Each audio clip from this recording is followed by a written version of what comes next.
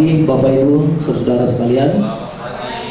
Kita berterima kasih kepada Tuhan pagi ini, bila mana kembali kita boleh hadir di ruangan ini untuk kita berbakti memuji nama Tuhan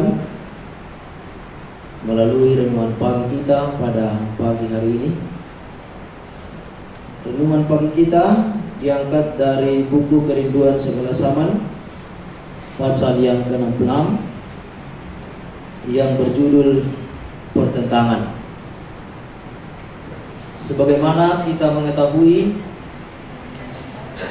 pada waktu Yesus berada di dunia ini, Dia mengajarkan firman Tuhan, Dia memberikan nasihat dan juga memberikan teguran atas kesalahan yang dilakukan oleh orang-orang Yahudi ataupun umat-umat Tuhan. Dan Dia menghadapi banyak tantangan.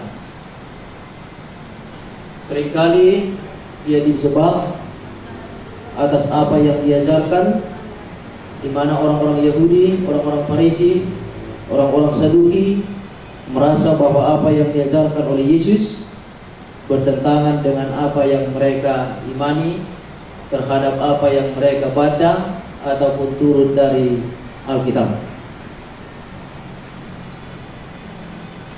Yesus juga mengusir para imam dari Ka'bah pada saat mereka membawa domba persembahan ke Ka'bah dan terjadi transaksi jual beli di sana, sehingga Yesus pun menghalau mereka dari sana. Oleh karena itu adalah rumah Tuhan ataupun rumah doa. Tentu banyak hal membuat orang-orang Farisi ataupun para imam ini tidak menyenangi akan Yesus. Sesuai dengan rencana keselamatan yang Dia akan laksanakan untuk menyelamatkan manusia dari dosa, sebelum Dia disalibkan, Dia pun ditangkap lebih dahulu dan diadili, dan mereka berusaha secepat mungkin agar proses itu boleh terlaksana dengan secepat mungkin. Nah, di dalam pasal yang ke-66 ini kita dapat melihat bagaimana para imam dan para penghulu tidak tahan lagi ataupun mendengarkan teguran yang keras dari Yesus atas dosa dan kesalahan yang mereka perbuat, sehingga para imam dan para penghulu pun berusaha untuk menjebak Yesus. Mereka membuat satu siasat di mana mereka mengutus beberapa orang merupakan mata-mata dan memberikan pertanyaan kepada Yesus. Dan luar biasa saudara, mereka telah mengatur sedemikian rupa. Mereka mengutus orang-orang Farisi yang muda dengan pemikiran bahwa Yesus tidak mengenal mereka. Kalau orang-orang Farisi yang sudah tua-tua, ya mereka tahu bahwa Yesus sudah mengenal mereka dan sudah kerap kali bertemu, berbicara bersama dengan orang-orang Farisi yang sudah tua tersebut. Maka pada kesempatan ini mereka mengutus orang-orang yang masih muda, yang bersemangat di dalam pemikiran mereka bahwa Yesus tidak mengenal orang-orang muda ini. Tetapi kalau kita mau jujur, siapa yang tidak dikenal oleh Yesus? Sedangkan yang belum lahir pun Yesus sudah apa? Sudah kenal. Nah, diutuslah orang-orang muda ini bersama dengan orang-orang Herodian, di mana sebenarnya orang Farisi dan orang Herodian ini bukanlah orang yang bersahabat. Mereka justru sebenarnya orang yang bermusuhan. Tetapi inilah cara mereka saudara, orang yang tidak pernah bersama-sama, orang yang selama ini beda paham, digabungkan untuk datang kepada Yesus, karena memang tujuan mereka adalah untuk menjebak Yesus dengan satu pertanyaan. Nah, para Farisi tua ini sudah mengatur siasat dan menyatakan inilah pertanyaan yang kalian akan tanyakan. Nah, inilah yang ditanyakan oleh mereka setelah bertemu dengan Yesus. Guru, kami tahu bahwa segala perkataan dan pengajaranmu benar, dan engkau tidak mencari muka, melainkan dengan jujur mengajar jalan Allah. Memang kalau ini datang dari lubuk hati yang paling dalam, untuk memberikan penghormatan atau pujian kepada Yesus sebagai guru yang agung itu adalah benar dan berkenan di hati Tuhan. Tetapi karena ini adalah satu pertanyaan untuk menjebak akan Yesus, saudara-saudara, ini berarti namanya apa? Kepura-puraan. Dan Yesus mengetahui akan hal itu. Nah, sekiranya dikatakan mereka memang ikhlas untuk memberikan pertanyaan itu kepada Yesus, itu adalah sesungguhnya satu pengakuan yang luar biasa. Tetapi ternyata itu hanyalah kepura-puraan belaka. Pertanyaan mereka hanya sekedar untuk menjebak akan Yesus. Lalu kemudian atas pertanyaan tersebut, Yesus tidak memberikan banyak komentar, tetapi justru Yesus hanya memberikan satu kalimat pendek kepada mereka. Kalimat pendek yang disampaikan oleh Yesus kepada orang-orang Farisi muda dan orang Herodian ini adalah dikatakan sebagai berikut: tunjukkanlah kepadaku 1 dinar. Tentu mereka membawa uang karena dinar adalah mata uang mereka pada ketika itu. Lalu kemudian seseorang memberikan koin 1 dinar kepada Yesus pada waktu itu. Lalu kemudian Yesus berkata kepada mereka, gambar dan tulisan siapa yang kamu lihat di koin ini? Lalu mereka menjawab, gambar dan tulisan Kaisar. Ya, gambar dan tulisan Kaisar. Lalu Yesus katakan, jika demikian, berikanlah kepada Kaisar apa yang wajib kamu berikan kepada Kaisar, dan kepada Allah apa yang wajib kamu berikan kepada Allah. Nah, orang-orang Farisi, saudara, adalah orang-orang yang sangat sulit untuk membayar pajak kepada pemerintahan Roma, ya. Dan seringkali mereka berdebat, ya, dalam hal pembayaran pajak ataupun UPT tersebut. Dan orang-orang Farisi ini dikenal adalah orang-orang yang membangkang di dalam membayar pajak, oleh karena mereka merasa karena mereka sudah memberikan persepuluhan dari selasi mereka, dari segala sesuatu yang mereka miliki, itu yang lebih penting, kewajiban kepada Tuhan, dan mengabaikan kewajiban kepada siapa? Kepada pemerintah. Yesus memberikan jawaban yang sangat luar biasa di dalam hal ini, saudara. Sebab kalau Yesus berkata kepada orang Farisi itu, Anda perlulah bayar pajak kepada Kaisar, katanya, maka dia juga akan ditangkap dan diserahkan kepada penguasa apa? Penguasa Roma. Ya, itu yang akan terjadi. Tetapi jawaban Yesus ini benar-benar membuat pemikiran mereka menjadi kacau. Artinya tidak tahu lagi mereka apa yang mereka mau tanyakan kepada siapa? Kepada Yesus.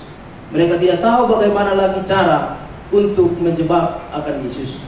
Nah, berikan kepada Allah yang menjadi milik Allah, berikan kepada Kaisar apa yang menjadi milik Kaisar.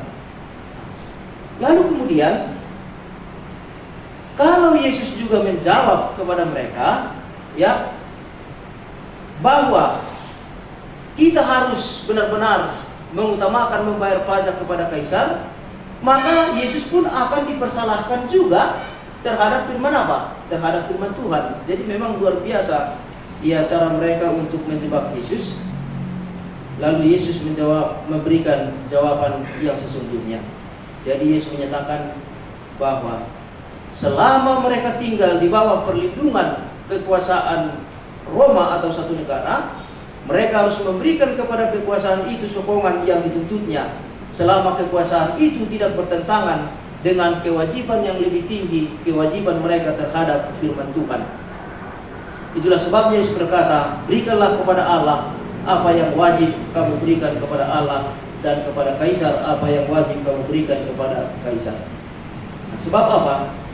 Yesus menyatakan juga kepada mereka, kamu lihat sendiri, dikatakan, sekarang kamu di bawah kekuasaan Roma. Tentara Roma ada di tempat ini, mengawasi, menjaga, dan gerbang-gerbang kota Yerusalem juga dijaga oleh apa? Oleh tentara Roma. Sebenarnya ini tidak harus terjadi. Sekiranya kalian memberikan penghormatan ataupun apa yang kamu harus berikan kepada siapa? Kepada Tuhan. Dan Tuhan tidak akan menyerahkan kalian di dalam kekuasaan Roma. Itulah yang dijelaskan oleh Yesus kepada mereka pada ketika itu. Akhirnya orang-orang Farisi ini pun ia menjadi kacau di dalam pemikiran, tidak dapat memberikan satu pertanyaan apapun. Tetapi saudara, setelah orang-orang Farisi muda ini kembali, rencana para imam dan penghulu untuk menangkap Yesus ataupun menjebak Yesus tidak berhenti sampai di situ. Untuk berikutnya, saudara, maka diutuslah juga orang-orang Saduki yang cerdik untuk datang kepada Yesus. Nah, sebagaimana kita tahu bahwa orang Saduki dengan orang Farisi ini pun bukanlah orang yang bersahabat. Ya, tetapi kita lihat kelompok yang kedua, diutuslah orang-orang Saduki yang cerdik, yang berbeda paham sebenarnya dengan orang-orang Farisi. Nah, ciri-ciri orang Saduki ini, mereka tidak percaya akan kebangkitan. Kalau orang Farisi mereka percaya. Tetapi ciri yang khas lagi bagi orang Farisi ini, mereka adalah orang-orang yang suka berdoa di pinggir jalan, berdoa panjang-panjang, ya show up di dalam pemberian ataupun untuk melakukan sesuatu. Itulah ciri-ciri orang Farisi. Nah, sementara orang-orang Saduki sedikit berbeda, dan orang-orang Saduki ini merupakan golongan yang paling sedikit jumlahnya, tetapi banyak di antara mereka adalah orang-orang kaya, ya, dari antara orang-orang Saduki ini. Tetapi di antara orang-orang Farisi itu dikatakan di dalam buku kita ini juga bahwa ada juga beberapa orang di antara mereka yang sangat setia ataupun yang saleh, yang setia di dalam mengikuti ajaran Yesus Kristus. Nah, kita melihat di sini bahwa orang Saduki ini mereka tidak percaya akan adanya kebangkitan. Ya, mereka percaya manusia dijadikan oleh Tuhan, lalu Tuhan biarkan begitu saja, lalu sampai pada akhirnya mati. Itulah akhir daripada segala sesuatu. Dan mereka ini diutus juga untuk bertemu dengan Yesus, ya, untuk menanyakan hal-hal tersebut. Tetapi Yesus juga memberikan jawaban yang tepat kepada mereka sesuai dengan apa yang dituliskan di dalam Alkitab ataupun firman Tuhan. Ya. Orang-orang Saduki dikatakan di sini bahwa mereka memberikan akan satu pertanyaan tersebut, apakah yang dimaksud dengan kebangkitan bagi manusia itu adalah suatu hal yang real di hari yang akan datang atau tidak. Tetapi Yesus memberikan jawaban. Malah yang ditanyakan mereka, kalau memang orang-orang mati itu nanti akan bangkit, ya bagaimana nanti mereka dengan pasangan ataupun suami mereka nanti, ya, kalau sudah bangkit. Tetapi Yesus memberikan jawaban di sini bahwa kalau kita berbicara soal perkawinan, ya, dan lain sebagainya, ya, itu masih kita berbicara tentang hidup duniawi. Nah, tetapi Yesus memberikan jawaban itu kepada mereka dengan baik dan meyakinkan bahwa kebangkitan orang mati itu sudah jelas dituliskan di dalam Alkitab ataupun firman Tuhan, sehingga mereka pun beroleh pengertian akan hal tersebut. Lalu yang berikut, nah, hal apa lagi yang ditanyakan kepada Yesus?